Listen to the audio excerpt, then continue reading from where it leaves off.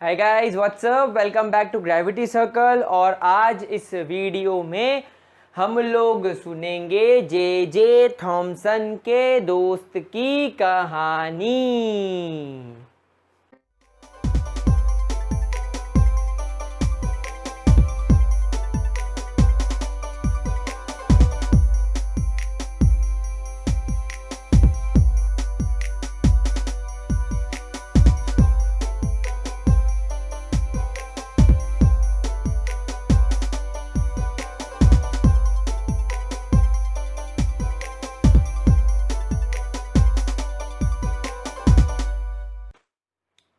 Hi guys, तो I hope आप लोगों ने हमारी एप्लीकेशन डाउनलोड कर ली होगी गूगल प्ले स्टोर पर जाकर, ग्रेविटी सर्कल। उस एप्लीकेशन के अंदर आप लोगों को मेरे द्वारा लिखे गए हैंड रिटन नोट्स मिलेंगे एंड हम लोग उस एप्लीकेशन पर रोज़ लाइव भी आया करेंगे to solve so many questions, to solve exercise question, to solve examples, ताकि आप लोगों की प्रैक्टिस बहुत अच्छी होती रहे।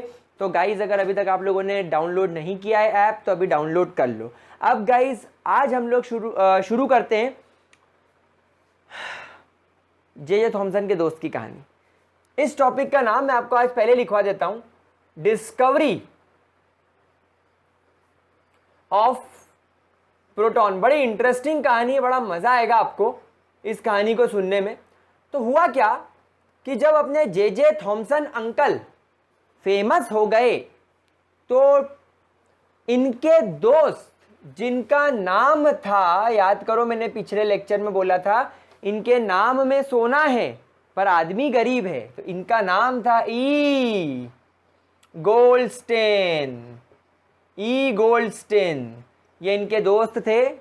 वैसे मैं आपको पहले बता दूं, सिर्फ आपको याद रखने के लिए, आपको इंटरेस्ट डेवलप करने के लिए कहानी बनाई है। इसके सारे पात्र सही हैं, लेकिन हो सकता है कहानी काल्पनिक हो, तो सिर्फ मजे लेने के लिए सुनो, को रिलेट मत करो, मजा लो इस चीज का। तो गोल्डस्टीन गरीब आदमी थे।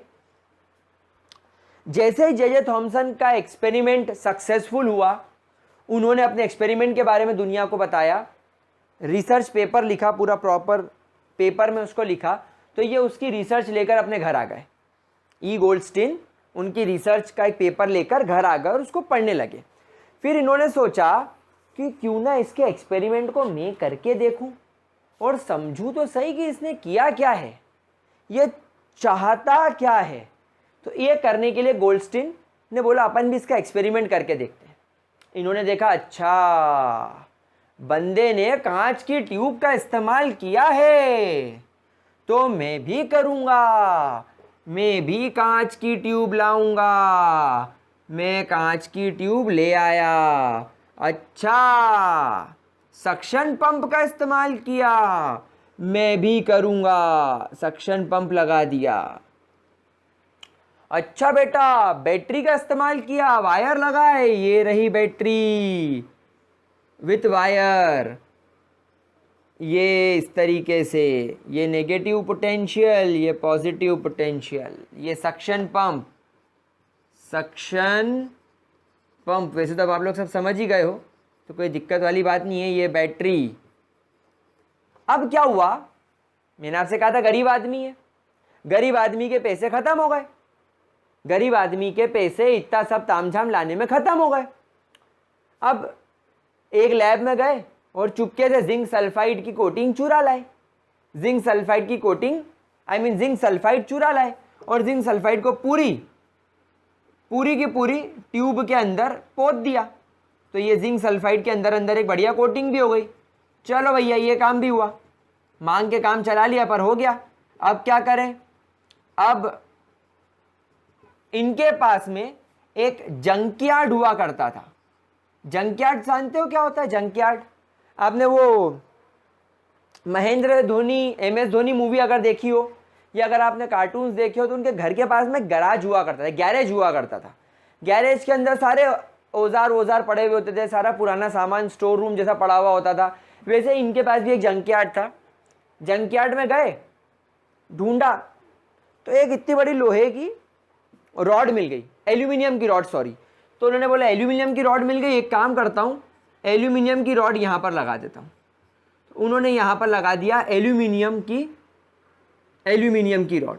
अब प्रॉब्लम ये हो गई, जैसे मैंने आपसे कहा था नकल में भी अकल चाहिए, एल्यूमिनियम की रॉड को इन्होंने कहाँ लगा दिया, एनोड पर, लेकिन जे थॉमसन ने कहाँ लगाया था, कैथोड पर। उनका एनोड परफोरेटेड था, छेद छेद छेद छेद वाला था, छेद छेद वाला था इनका एनोड, पर इन्होंने गलती से लगा दिया एल्यूमिनियम वाला एनोड। अरे वाह वाह वाह, अब क्या होगा, अब इन्होंने क्या करा, अब प्रॉब्लम ये हुई कि एनोड तो मिल गया, इस ससुरा कैथोड कहाँ से लाएं, परेशान हो गए, परेशान हो गए, सर पीट लिया, क्या करूं क्या करूं क्या करूं, गर्मी का टाइम था, तो चले गए और वॉश बेसिन में मुंह धोने लगे। वॉश बेसिन में मुंह धोया, तो जब मुंह धोया तो उन्होंने देखा कि वॉश बेसिन में एक छोटा सा वॉल जैसा लगा हुआ था जिससे पानी ड्रेन होके आता है, ड्रेन लगा हुआ है, उसमें छेद है और वो तो मेटल का है। तो उठाया वॉश बेसिन और मारा ज़मीन पर भाट, लोहे की प्लेट निकाली और लगा दी यहाँ पर। तो ये लगा दी इन्होंने लोहे की प्लेट, और इसमें हम लोग सब जानते हैं ऐसे परफोरेशन थे। अब देखो बंदे की किस्मत, देखो किस्मत बोलते हैं इस चीज़ को, कि इसने गलत जगह पर लगा दिया ये रॉड, इसको कैथोड बना दिया, लेकिन फिर भी आप देखना मज़े कैसे आएंगे। अब एक चीज़ और रह गई, जे थॉमसन ने बोला था अंदर का एटमॉस्फेयर इनर्ट रखो, सक्शन पंप से सारी गैस तो निकाल दी, पर एटमॉस्फेयर इनर्ट रखने के लिए हीलियम, नियॉन, आर्गन जैसी गैसेस महंगी आती थी, हाइड्रोजन एक सस्ता ऑप्शन था। तो इन्होंने क्या करा, इनर्ट गैस रखनी थी, हाइड्रोजन भी अपने आप में इनर्ट ही है भाई, H2 गैस इतना आसानी से किसी के साथ रिएक्शन नहीं करती क्योंकि ऑलरेडी वो मॉलिक्यूल के फॉर्म में है। तो उन्होंने थोड़ी सी हाइड्रोजन गैस अंदर रख दी, सेटअप पूरा तैयार हो गया, और जैसे ही उन्होंने बैटरी को जोड़ी, आवाज आनी चालू हुई, और अचानक से हमारे गोल्डस्टीन अंकल को जो फ्लोरोसेंस डेवलप होता दिखाई दिया वो यहां पर दिखाई दिया। वेरी इंटरेस्टिंगली उन्हें फ्लोरोसेंस यहां पर दिखाई दिया, जो कि जे थॉमसन के एक्सपेरिमेंट के हिसाब से एनोड के पीछे दिखाई देना था, इस तरफ दिखाई देना था, उन्होंने फ्लोरोसेंस वहां दिखाई दिया। और जे थॉमसन के एक्सपेरिमेंट से उल्टा रिजल्ट पाने के बाद ई गोल्डस्टीन इतने खुश हुए, बावले हो गए, और चीख चीख के बोल दिया कि जैसे गोल्डस्टीन जे थॉमसन के एक्सपेरिमेंट में एनोड परफोरेटेड था और कैथोड से रेज निकली, एनोड के परफोरेशन यानी छेद को पार करके इधर टकराई, तो उसे उन्होंने नाम दिया कैथोड रेस, क्योंकि वो कैथोड से निकली। मेरे इसमें यहां फ्लोरोसेंस आ रहा है, मतलब एनोड से कोई रेज निकली, इन छेदों को पार किया और पीछे टकराई और हमें फ्लोरोसेंस प्रोवाइड किया। तो उन्होंने बोल दिया I discovered anode rays, I discovered anode rays, हम भी गॉड हैं, हम भी भगवान हैं, हम और भी राजा हैं, ऐसा करके चिल्लाने लगे जोर जोर से। बावले हो गए, पगला गए, जे थॉमसन के पास गए, देख दोस्त तो दोस्त होता है बेटा, बाप तो बाप होता है, ये देख मैंने भी कर दिखाया, अब बोल क्या बोलता है। तो जे थॉमसन ने बोला let's repeat, let's do some experiments. उन्होंने बोला क्या एक्सपेरिमेंट करते हैं। उन्होंने बोला कि जब मैंने जो लॉकेट, जो क्रॉस पहना है गले में, जब कैथोड से रेज निकल रही थी तो मुझे एनोड पर उसकी परछाई मिली, तो अपन ये एक्सपेरिमेंट करके देखते हैं। उन्होंने एक्सपेरिमेंट किया, तो अब जब ई गोल्डस्टीन के हिसाब से एनोड से एनोड रेज निकलनी थी, तो यहां पर रेज इससे टकराती और इसके पीछे यहां पर इनको परछाई मिलती क्रॉस की, पर फुस्सी कुछ नहीं मिला, कैंसल, गड़बड़।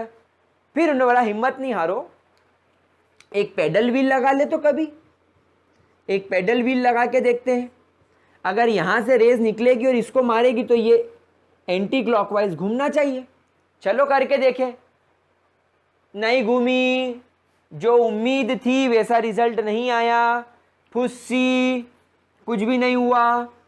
तो जे थॉमसन ने ये बात तो प्रूफ कर दी कि ई गोल्डस्टीन बेटा, नकल में भी अकल चाहिए, आपको यहाँ पर जो मिल रहा है चमक धमक, वो एनोड से कोई रेस के निकलने की वजह से नहीं हो रहा। और गोल्डस्टीन ने भी इस बात को माना and finally he said that yes there is nothing called as anode rays. Anode rays वाली बात मेरी गलत है, आई एक्सेप्ट। क्या ये चीज क्लियर हुई? तो फिर है क्या? चमक आ रही है, इधर फ्लोरोसेंस निकल रहा है, मतलब कुछ तो होगा।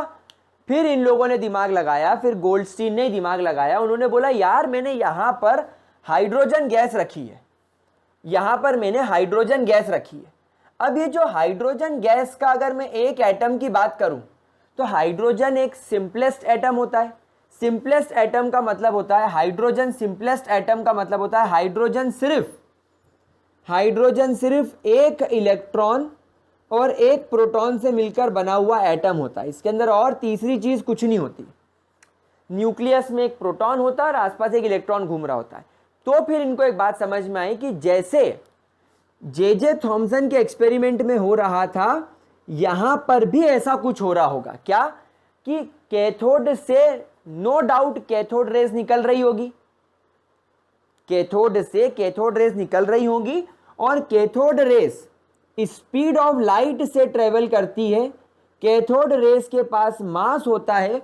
उन्होंने हमारे हाइड्रोजन एटम को इतनी जोरदार टक्कर मारी, हमारे हाइड्रोजन के एटम को इतनी जान लगा के टक्कर मारी, स्पीड ऑफ लाइट से टक्कर मारी कि हाइड्रोजन एटम हमारा टूट गया, बिखर गया दो पार्ट में, इलेक्ट्रॉन और प्रोटॉन। H पॉजिटिव को हम प्रोटॉन मान रहे हैं या न्यूक्लियस भी बोल सकते हो, और इलेक्ट्रॉन में।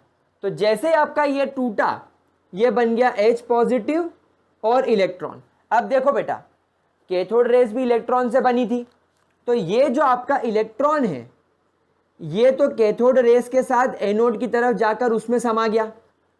समझ गए बात को? लेकिन एनोड के ऊपर भी पॉजिटिव चार्ज होने की वजह से प्रोटॉन भी इसके पास नहीं आ पाया, प्रोटॉन इसके पास नहीं आया। हुआ क्या होगा कि जैसे ही ये प्रोटॉन बना, सामने कैथोड पर नेगेटिव चार्ज होने की वजह से ये उसकी तरफ खींचा चला गया और इन परफोरेशन को पार करके सीधा पीछे जिंक सल्फाइड से टकराया और फ्लोरोसेंस जनरेट करने लगा। तो हमेशा ध्यान रखेंगे, ई गोल्डस्टीन के एक्सपेरिमेंट में जो पीछे फ्लोरोसेंस डेवलप हो रहा है, that was because of protons. There is nothing called as anode rays. Anode rays कुछ नहीं होती। ये जो फ्लोरोसेंस है किसकी वजह से था? प्रोटॉन्स की वजह से। इसलिए इन्होंने ये जो प्रोटॉन्स यहां से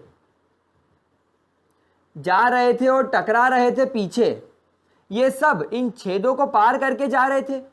इसीलिए इन रेस का एक और नाम रख दिया गया canal rays. Why they were called as canal rays? क्योंकि ये परफोरेटेड कैथोड, कैथोड जो कैसा था? परफोरेटेड था। इस परफोरेटेड कैथोड के छेदों में से जा रहे थे, केनाल में से जा रहे थे, इसीलिए इनका नाम क्या रख दिया? Canal rays. क्या ये चीज क्लियर हो गई? क्या इसके अंदर किसी भी तरीके का कोई प्रॉब्लम?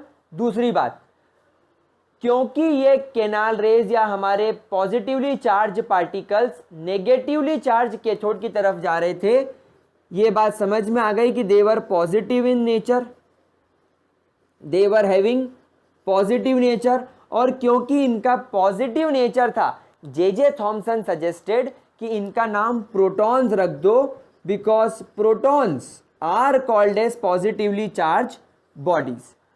इतनी जोरदार टक्कर मारी जिंक सल्फाइड को कि चमक निकल गई।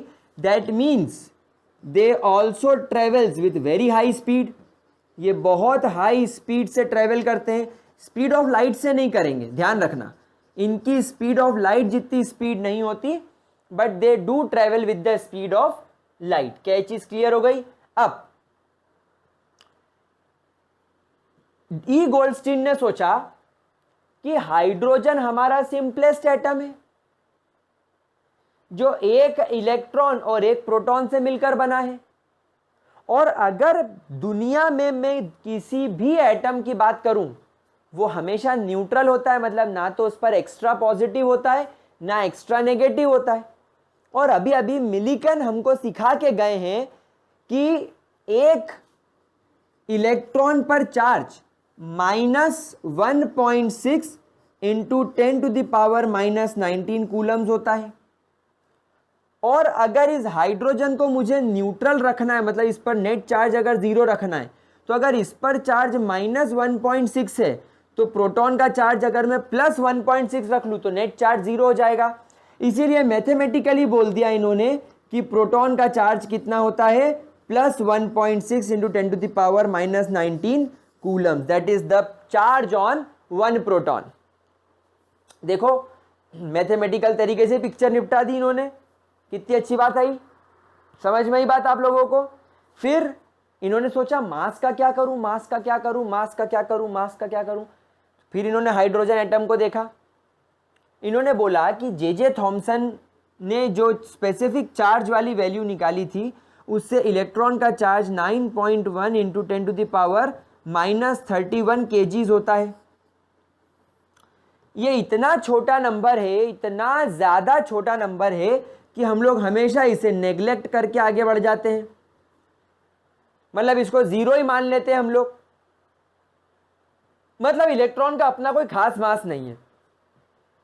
फिर हम चैप्टर नंबर 1 में ऑलरेडी पढ़ चुके हैं कि एक हाइड्रोजन के एटम का मास 1.672 इंटू 10⁻⁻27 kgs होता है।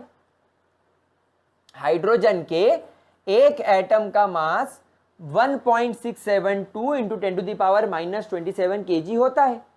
तो जब हाइड्रोजन का इतना मास है और हाइड्रोजन दो चीज़ों से मिलकर बना है, इलेक्ट्रॉन और प्रोटॉन, और इलेक्ट्रॉन का मास लगभग नेग्लिजिबल है, तो हाइड्रोजन का मास किसकी वजह से बन रहा है, प्रोटॉन की वजह से।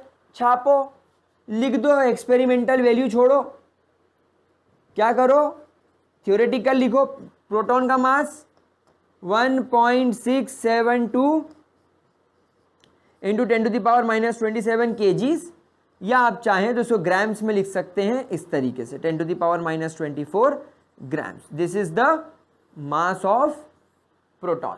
तो आप देखो कितने आसानी से प्रोटॉन की डिस्कवरी में हम लोगों को सारी वैल्यूज मिल गई, क्योंकि इलेक्ट्रॉन के बारे में हमें पता चल गया था। क्या ये चीज़ क्लियर हो गई? और हम लोग ऑलरेडी इसके स्पेसिफिक चार्ज के बारे में बात कर चुके हैं।